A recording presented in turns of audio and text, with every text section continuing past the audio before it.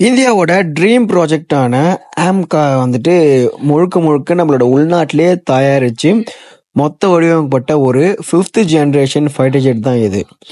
AMCA அப்படின்னா advanced multi role compact aircraft தான் இது. இது பார்த்தீங்கன்னா ரொம்ப அட்வான்ஸாக வந்து ரெடி பண்ணிட்டு இருக்காங்க இந்தியா. இது ஒவ்வொரு நாளும் பார்த்தீங்கன்னா இந்த விமானத்தை பற்றி ஒரு புது புது சுவாரஸ்யமான நியூஸஸ் நம்ம கேள்விப்பட்டே இருக்கோம். இப்போ ஒரு புது நியூஸ் வந்திருக்கு, அதை பற்றி நான் சொல்ல போகிறேன். Welcome to our channel. நம்ம பார்த்துட்டு இருக்கிறது டெக்கிஸ் தமிழ். மறக்காம சேனல் ஃபாலோ பண்ணிக்கோங்க. இப்போ என்ன புதுசா வந்துட்டு ஒரு நியூஸ் கேள்விப்பட்டிருக்குன்னா, இந்த ஆம்கா ஃபைட்டர் ஜெட் இருக்கு பாத்தீங்களா, இதுல ஒரு அட்வான்ஸ் டெக்னாலஜி வந்து இம்ப்ளிமெண்ட் பண்ணியிருக்காங்க.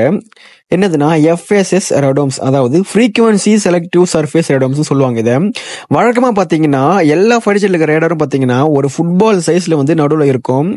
அதை உள்ள பாத்தீங்கன்னா நிறைய ஆண்டனாஸ் இருக்கும், ரேடார்ஸ் இருக்கும், உள்ள வந்து எல்லாம் மறைச்சு வச்சிருப்பாங்க. அதுல அது சாதாரணமானது. ஆனா இப்ப போட்டிருக்க FSS ரேடார் பாத்தீங்கன்னா கொஞ்சம் டிஃப்ரெண்டா இருக்கும். அதை விட என்னன்னு பார்க்கலாம் வாங்க.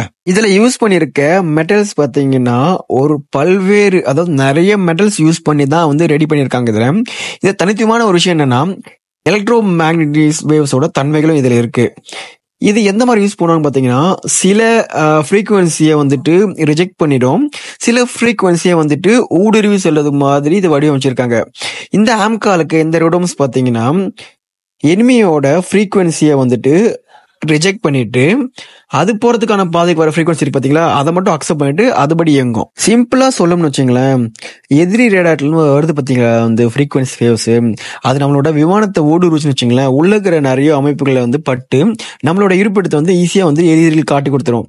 அது மாதிரி வர வேவ்ஸை வந்துட்டு அதை மட்டும் தனியா பிரிச்சு அதை மட்டும் உள்ள அனுமதிக்காது.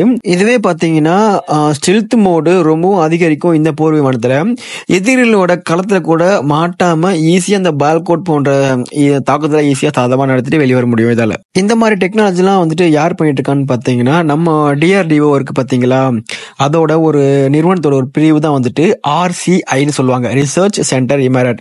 இவங்க தான் வந்துட்டு இந்த மாதிரி புது புது ஆராய்ச்சிகளை மேற்கொண்டு இந்த ஆம்காவோட ஃபைட்டர் ஜெட்ல வந்து புகுத்திட்டு இருக்காங்க. மற்ற நாடுகளோட போர் விமானம் இருக்கு பாத்தியா, ஸ்டெல்த் மோடுக்கு ஈக்குவலா பாத்தீங்கன்னா நம்மளோட போர் விமானமும் ஸ்டெல்த் மோட்லயும் சரி, ரேடார் ரிசர்ச்லயும் சரி இன்னமும் மேம்படுத்தா இருக்காங்க இந்தியா.